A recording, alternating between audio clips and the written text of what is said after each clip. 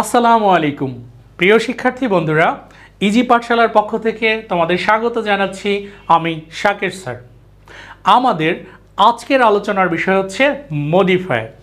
তোমরা যারা এইচএসসি পরীক্ষার্থী আছো তাদের জন্য আজকের ক্লাসটি খুব গুরুত্বপূর্ণ। সো আলোচনা না বাড়িয়ে চলে যাই মূল আলোচনায়। ক্লাস শুরু করার পূর্বে আমাদের জানতে হবে মডিফায়ারটা কি, যেটা অনেকেই তোমরা বিভিন্ন বই থেকে ইতোমধ্যে পড়ে ফেলেছ কিংবা অনেক টিচারের কাছ থেকে পড়ে ফেলেছ। আজকে আমি তোমাদের দিব কিছু নতুনত্ব। মডিফাই থেকে এসে মডিফায়ার, একটু লক্ষ্য করো মডিফায়ার কোত্থেকে এসে, দেখো মডিফায়ার এসে মডিফাই থেকে, মডিফাই থেকে এসে মডিফায়ার। মডিফাই হচ্ছে ভার্ব, মডিফাই হচ্ছে ভার্ব। মডিফাই শব্দের অর্থ হচ্ছে বিশেষায়ন করা বা পরিবর্তন করা, আর মডিফায়ার হচ্ছে যে বিশেষায়ন করে বা পরিবর্তন করে। সে কে হতে পারে? সে হতে পারে অ্যাডজেক্টিভ, সে হতে পারে অ্যাডভার্ব, সে হতে পারে ইন্টেনজিফায়ার, সে হতে পারে প্রেজেন্ট পার্টিসিপল, হতে পারে পাস্ট পার্টিসিপল। এরকম অনেক কিছু আছে যেটা আমরা সিরিয়ালি জানবো কী কী ধরনের মডিফায়ার আমাদের শিখতে হবে। সো চলো মডিফায়ার এর সংজ্ঞাটা জেনে নেই। মনে রেখো, মডিফায়ার বলতে বোঝায় যে সকল শব্দ বা শব্দ সমষ্টি নাউন বা প্রোনাউনের পূর্বে বসে ওই নাউন সম্পর্কে তথ্য দিবে, তাকে বলে মডিফায়ার। ধরো আমি যদি বলি যে শাকির স্যার আমাদের ইংরেজি শিক্ষক, এই বাক্যের ইংলিশ হবে Shakir sir is our English teacher. এবার তুমি একটু ফলো করো, আমি একটা এক্সাম্পল দিয়ে বোঝাচ্ছি। যে আমরা বলেছি যে Shakir sir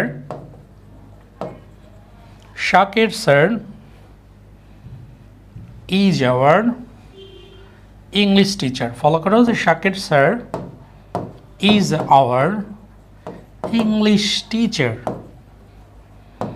English teacher. So follow করো, এখানে টিচার হচ্ছে নাউন, এবং একটু যদি আমরা দেখি যে টিচার এখানে নাউন, এবং ফলো করো টিচারের পূর্বে আছে ইংলিশ।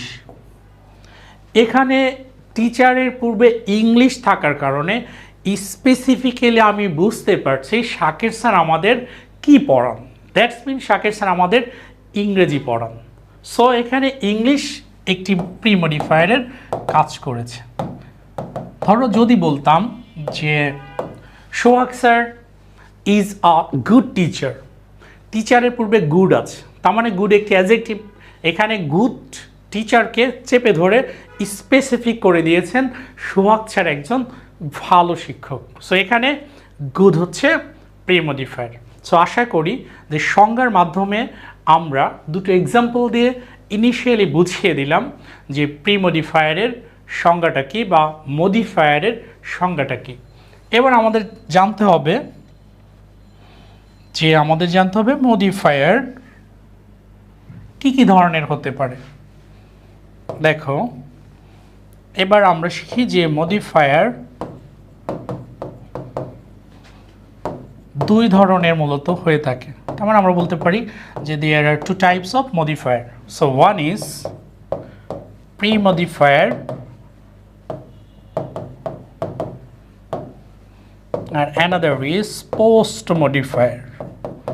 পোস্ট মডিফায়ার, দেখো একটা হচ্ছে প্রি মডিফায়ার, একটা হচ্ছে পোস্ট মডিফায়ার। এবার আমি একটু সহজ করে দিচ্ছি। ধরো আমাদের যদি মোবাইলে ব্যালেন্স করা দরকার হয়, আমরা দোকানে যাই, সেখানে গিয়ে আমরা কিন্তু আগে টাকা দিই, এরপরে উনি আমাদের ব্যালেন্স করে দেন, এটাকেই বলে প্রি মডিফায়ার। আবার আমরা যখন পরে পেইড করি সেটাকে বলে পোস্ট পেইড, যেটাকে বলে। সেম কেস, এই প্রি মডিফায়ারের ক্ষেত্রে নাউনের আগে থাকে আর পোস্ট মডিফায়ার সর্বদা নাউনের পরে থাকে। সো এটা হচ্ছে আমাদের ইনিশিয়ালি দুটো আলোচনা, একটা প্রি মডিফায়ার, একটা পোস্ট মডিফায়ার। এবার আমরা চলে যাব কি কি ধরনের প্রি মডিফায়ার হিসেবে বসতে পারে, আবার কি কি ধরনের পার্টস অফ স্পিচ আছে যেগুলো পোস্ট মডিফায়ার হিসেবে বসতে পারে। সো আমরা একদম সিরিয়ালি আলোচনা করব। চলো আমরা চলে যাই প্রি মডিফায়ারে। প্রি মডিফায়ার ফায়ার। এবার যেটা বলছি যে আমরা কিন্তু মডিফায়ারের সংজ্ঞা যেটা বলছি ওটাই প্রি মডিফায়ার, ওটাই পোস্ট মডিফায়ার, শুধু প্রিটা নাউনের আগে আর পোস্ট হচ্ছে নাউনের পরে। সো দ্যাটস ইট, সংজ্ঞাটা লিখলাম না, তোমরা আমার ইনিশিয়ালি কথাগুলো শুনলেই আমরা প্রি মডিফায়ারের সংজ্ঞাটা জেনে যাব। আমরা ডিরেক্ট চলে যাব ইউজেসে, যে ইউজেস অফ প্রি মডিফায়ার, যে আমরা কি কি ধরনের মডিফায়ার যেগুলো প্রি হিসেবে কাজ করে এবং পোস্ট হিসেবে কাজ করে সেটা আমরা শিখব। So number 1, adjective as pre modifier, adjective as free. তার মানে দেখো এই অ্যাডজেক্টিভটা প্রি মডিফায়ারের কাজ করবে কোথায় বসে? নাউন কিংবা প্রোনাউনের আগে। সো নর্মালি প্রোনাউনের আগে কখনো বসে না, খুব কম বসে পোস্ট মডিফায়ারের ক্ষেত্রে, বাট সর্বদা নাউনের আগে থাকবে। So give an example. চলো আমরা এক্সাম্পলে ক্লিয়ার হয়ে যাই। এক্সাম্পল ধরো যদি বলি যে সোহাগ স্যার, সোহাগ স্যার, সো তিনি আমার খুব পছন্দের একজন শিক্ষক এবং আমার জানা খুব ভালো শিক্ষক, এই কারণে আমি তাকে দিয়ে এক্সাম্পলটা দিচ্ছি যে Sohag sir is a brilliant teacher, brilliant teacher. Sohag sir is a brilliant teacher. Follow করো, টিচার এখানে নাউন। সো আমরা যদি দেখি টিচার এখানে নাউন, সো আমাদের চুক্তি নাউনের পূর্বে যে থাকবে সেটাই হবে প্রি মডিফায়ার। হতে পারে অ্যাডজেক্টিভ, হতে পারে অ্যাডভার্ব, হতে পারে আর্টিকেল, যেটাই হোক আমরা দেখে বুঝতে পারবো। এখানে দেখো ব্রিলিয়ান্ট, যেটা আমরা সবাই জানি এই ব্রিলিয়ান্ট একটা অ্যাডজেক্টিভ, বিকজ আমরা জানি দোষগুণ প্রকাশ করলে সেটি অ্যাডজেক্টিভে কাজ করে। সো এখানে সোহাগ স্যার একজন শিক্ষক। কি শিক্ষক? তার কোয়ালিটি কি, কোন ধরনের শিক্ষক, এটা কিন্তু এখানে বুঝিয়ে দিচ্ছে। সো কোন ধরনের টিচার? Brilliant teacher.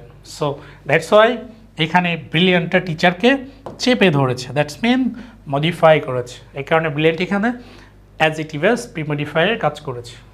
সো আরেকটা এক্সাম্পল যদি বলি,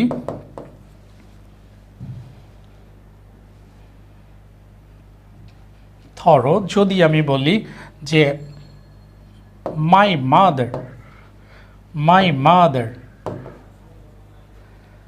is an honest teacher। দেখো এবার the second example, my mother is an honest teacher। আমার মা একজন সৎ শিক্ষিকা। এখানে কি ধরনের শিক্ষিকা আমার মা, স্পেসিফিক করে বুঝিয়ে দিয়েছে, আমার মা অনেস্ট শিক্ষিকা। দ্যাটস মিনস এখানে অ্যাডজেক্টিভ অ্যাজ প্রির কাজ করেছে, বিকজ নাউনের পূর্বে আছে। সো আশা করি অ্যাডজেক্টিভ কখন প্রি মডিফায়ারে কাজ করে সেই ব্যবহারটা তোমাদের ক্লিয়ার হয়েছে। এবার আমরা ব্যবহার 2তে যাব, যে ইউজেস 2। ব্ল্যাক পেনটা নিয়ে নিচ্ছি। ওকে, 2 adverb as pre, adverb as pre modifier. এবার দেখো অ্যাডভার্ব সম্পর্কে আমাকে জানতে হবে কি কি ধরনের অ্যাডভার্ব আছে। সো অনেক আছে, তোমাদের যেটা বেশি প্রয়োজন সেটা হচ্ছে নাও, দেন, বিলো, অ্যাবোভ, হেয়ার, দেয়ার, এই ধরনের অ্যাডভার্বগুলোই তোমাদের বেশি ব্যবহৃত হয়। সো এই অ্যাডভার্বগুলো মনে রাখবা। এই অ্যাডভার্বগুলো যখন নাউনের আগে থাকবে সেটা কাজ করবে প্রি মডিফায়ারের। সো যেমন এক্সাম্পল দাও, এক্সাম্পলের মাধ্যমে সহজে বুঝে নেই। এক্সাম্পল,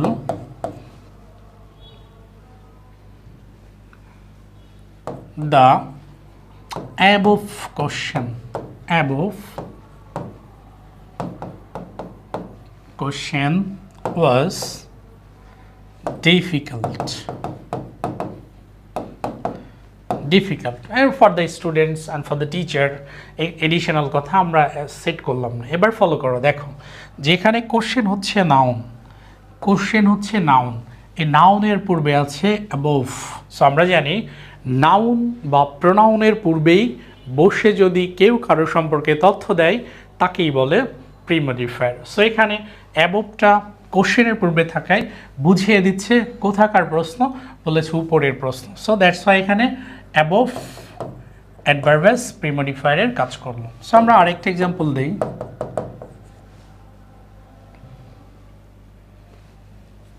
অ্যানাদার এক্সাম্পলে যদি যাই, সেক্ষেত্রে দেখো আমরা যদি লিখি the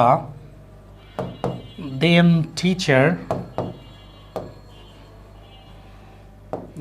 teacher was very strict. The then teacher was very strict. মানে তৎকালীন শিক্ষক খুব কড়া ছিল, অনড় ছিল, কঠোর ছিল। এবার ফলো করো যে টিচার এখানে নাউন, আর নাউনের পূর্বে ফলো করো দেন, দেন একটা অ্যাডভার্ব। এবার ফলো করো আমার চুক্তি নাউনের পূর্বে বসে ওই নাউন সম্পর্কে তথ্য দিবে। সো টিচারটা কখন বোঝাচ্ছে, তখন মানে দা দেন তৎকালীন মানে আগের সময়টাকে মেনশন করে দিয়েছে। দ্যাটস ওয়াই এখানে অ্যাডভার্ব হিসেবে কাজ করলো কার, প্রিমোডিফায়ারের। Simple answer. দুটো ইউজেস শিখে পেলাম। এবার আমরা 3 নাম্বার ইউজেস চলে যাই। নাম্বার 3, এরপর রাখবো আমরা present participle as premodifier. Present participle as pre, তার মানে দেখো যে প্রেজেন্ট পার্টিসিপল প্রিমোডিফায়ারের কাজ করবে। তাই আমরা এটা মূল আলোচনায় যাওয়ার আগে একটু শিখে নেই প্রেজেন্ট পার্টিসিপল কি। ভার্ব আইএনজিকে সবাই জেরান্ড বলে, ভার্ব আইএনজিকেই পার্টিসিপল বলে। এই জেরান্ড এবং পার্টিসিপলের মধ্যে অনেক তফাৎ আছে। সো আমরা অন্য কোনো ক্লাসে এটার বিস্তারিত দেখাবো। যেহেতু আমরা মডিফায়ারে আছি, সেহেতু আমরা এই আলোচনায় থাকি। তার মানে মাথায় রাখবা যে এই ভার্ব আইএনজিটা সর্বদা নাউনের আগে থাকবে। যদি থাকে সেটিই কাজ করবে প্রিমোডিফায়ার। কী ধরনের প্রিমোডিফায়ার? Participle as প্রিমোডিফায়ার। যেমন এক্সাম্পলে যাই। এক্সাম্পল ধরো যদি বলি don't get down from a running car আর রানিং বাস, রানিং ট্রেন, যে যেটা দেয়। এবার ফলো করো, এখানে কার হচ্ছে নাউন, নাউনের পূর্বে কে আছে? নাউনের পূর্বে আছে ভার্ব আইএনজি। তার মানে নাউনের পূর্বে এখানে ভার্ব আইএনজি আছে, যেটা পার্টিসিপলের কাজ করে। এবার ফলো করো, এখানে গাড়িটা কি ধরনের সেটাকে স্পেসিফিক করে দিয়েছি। এটা একটা চলন্ত গাড়ি, running car. That's why running এখানে পার্টিসিপলের কাজ করলো। ধরো আবার যদি বলতাম স্লিপিং ডগ, এখানে বোঝাচ্ছে ডগটা কোন অবস্থায় আছে, সে ঘুমন্ত অবস্থায় আছে। তার মানে ভার্ব যেটা নাউনের পূর্বে আছে, সো এটা প্রেজেন্ট পার্টিসিপলের কাজ করলো। সেইভাবে তুমি এক্সাম্পল তৈরি করবা। ধরো যদি বলতাম যে all hopes of the promising boy, all hopes of the promising boy. এখানে দেখো বয়ের আগে কিন্তু আমি প্রমিজিং রেখেছি, ভার্ব আইএনজি রেখেছি। তার মানে নাউনের পূর্বে আছে, সো এটাই পার্টিসিপল। ওকে, এবার আমরা ব্যবহার 4-এ চলে যাই। আমাদের 4 নম্বর ব্যবহারটি হচ্ছে পাস্ট পার্টিসিপল।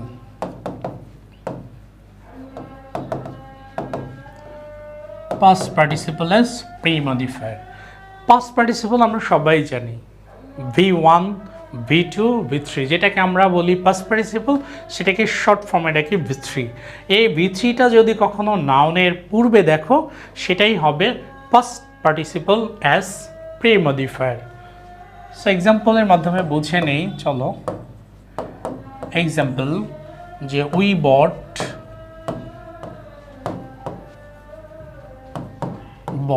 সাম rotten fish, rotten fishes. So এক্সাম্পলটা ফলো করো যে we bought some rotten fishes। এখানে ফিশেসটা হচ্ছে নাউন, অ্যান্ড দেন ফলো করি রোটেন হচ্ছে V3। এটা ছিল নাউন এবং রোটেন হচ্ছে V3। আর আমরা জানি নাউনের পূর্বে যে থাকবে সেই হবে মডিফায়ার। এখানে রোটেন V3 নাউনের পূর্বে থাকায় এটি হচ্ছে past participle as pre-modifier.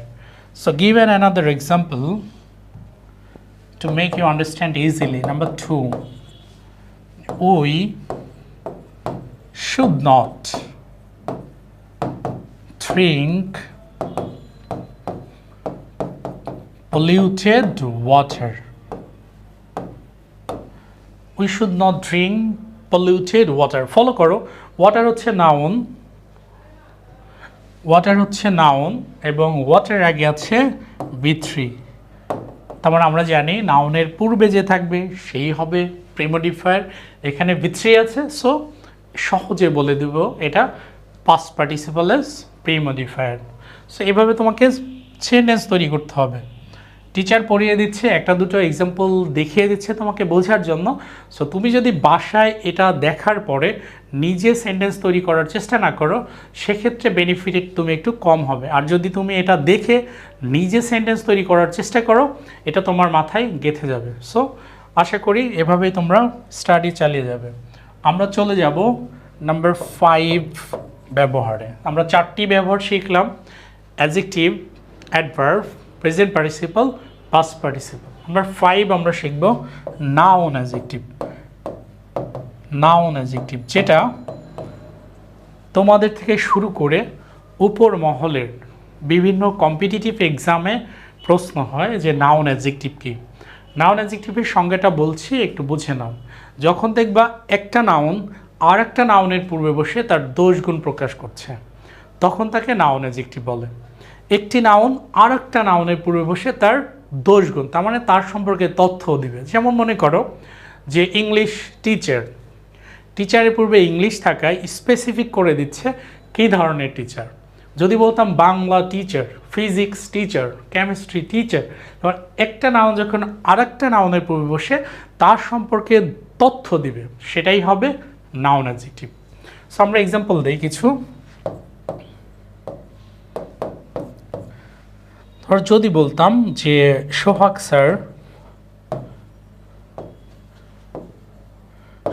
Sir is our Bangla teacher, Bangla teacher. এবার ফলো করো, যেখানে টিচার হচ্ছে নাউন অ্যান্ড বাংলা হচ্ছে নাউন। তো আমরা কিন্তু একটু আগে পড়ছি একটা নাউন যখন আর একটা নাউনের পূর্বে বসে তার দোষ গুণ বা তার সম্পর্কে তথ্য দিবে, সেটাই হবে নাউন অ্যাডজেক্টিভ। সো এখানে বাংলাটা হচ্ছে নাউন অ্যাডজেক্টিভ। ধরো যদি বলতাম this is a water bottle, suppose এটা এখন পেন না, এটা একটা ওয়াটার বটল। সো সেই ক্ষেত্রে দেখো বটল হচ্ছে নাউন আর বটলের আগে আছে ওয়াটার, ওয়াটারও নাউন। সো ওয়াটারকে শুধু নাউন বলা যাবে না, ওয়াটারটাকে বলতে হবে নাউন অ্যাডজেক্টিভ। ক্লিয়ার? যদি বলতাম bus station, metro rail, metro একটা নাউন, রেলও একটা নাউন। সো এইভাবে তুমি বের করবা যে একটা নাউন আর একটা নাউনের আগে আছে কি না, যদি থাকে সেটাই হবে নাউন অ্যাডজেক্টিভ। ক্লিয়ার? সো আশা করি বুঝতে পেরেছ। এবার আমরা চলে যাই ইউজেস 6-এ। ইউজেস একদম সোজা একটা আলোচনা করছি, সেটা হচ্ছে ধরো আর্টিকেল। যে আমরা সবাই আর্টিকেল সম্পর্কে জানি, আর্টিকেল এস প্রি। আমরা সবাই আর্টিকেল জানি এ অ্যান্ড দি। তার মানে মাথায় রাখবা যখন বলবে আর্টিকেল ইউজ করো, তখন তুমি এ, অ্যান, দা বা দি এই তিনটার যে কোনো একটা ইউজ করবা। সেটা সেন্টেন্স দেখলে আমি বুঝতে পারবো আমাকে কাকে নিতে হবে। ধরো আমি যদি বলতাম আমার একটি কলম আছে, সো এক্সাম্পল আমার একটি কলম আছে, তুমি কি লিখবে? I have a pen, I have a pen. তার মানে এখানে এ আর্টিকেলের কাজ করলো এবং আমরা এখানে আর্টিকেল বলবো না, বলবো আর্টিকেল এস প্রিমোডিফায়ার। তার মানে মাথায় রেখো এখানে এ যেমন আর্টিকেল সবাই জানে, বাট এখানে এটাকে আমরা অ্যাডজেক্টিভও বলতে পারি। কেন? বিকজ আমরা জানি যে নাউনের পূর্বে যে থাকে সেই অ্যাডজেক্টিভ। তার মানে এখানে এ অ্যাডজেক্টিভেরও কাজ করবে। ক্লিয়ার? আবার ধরো যদি বলতাম যে মেয়েটি গান গাচ্ছে, তা আমরা লিখতাম the girl is singing song, because মেয়েটি নির্দিষ্ট করে দিছো। আর এখানে নর্মালি আর্টিকেল দিয়ে যাবে, তুমি দেখলেই বুঝবে, একেবারে সহজ। এরপরে চলো আমরা চলে যাই ব্যবহার 7-এ। 7 the demonstrative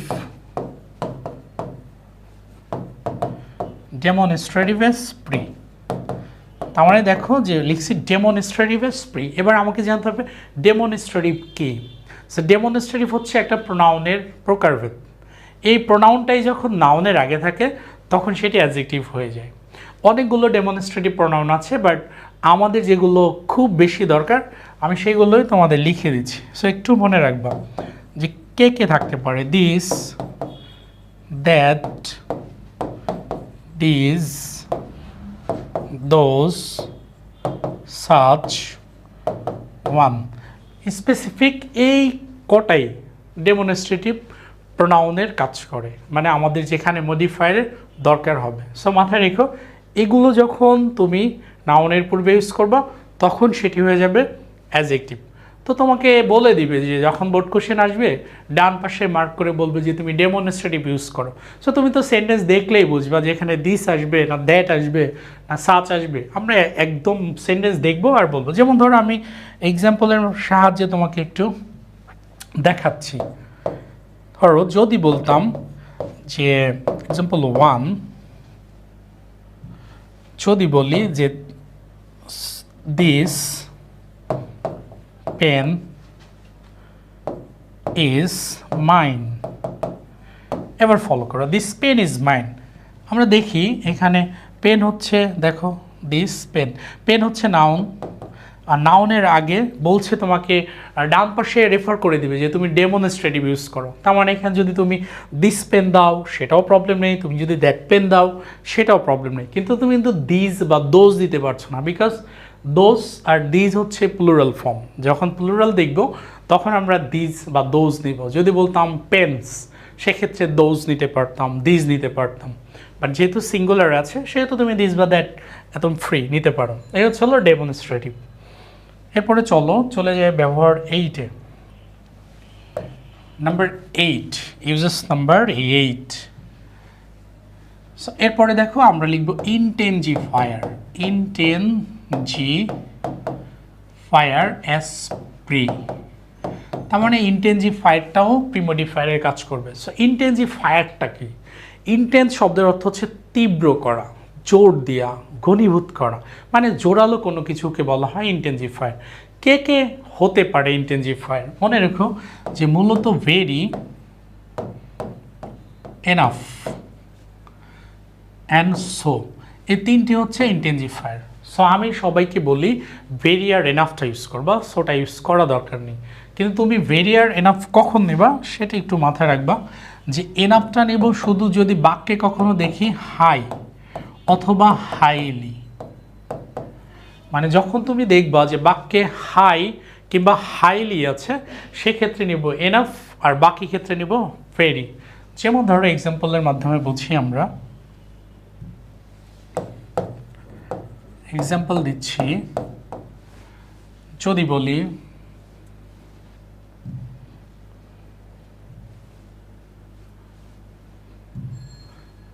দেখো যে যদি বলি the girl looks dash beautiful. Beautiful, দেখো তোমাকে ডান পাশে আমি বলে দিলাম যে ইউজড অ্যাজ ইনটেনজিফায়ার অথবা ইউজড ইনটেনজিফায়ার অ্যাজ প্রিমোডিফায়ার।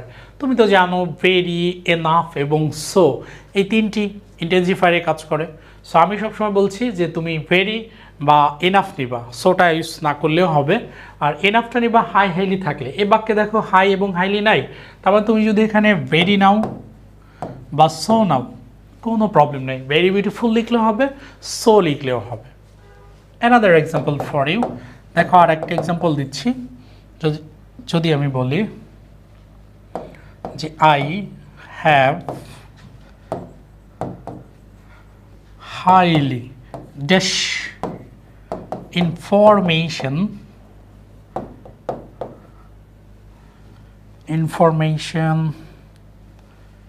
একটু মুছে দেই,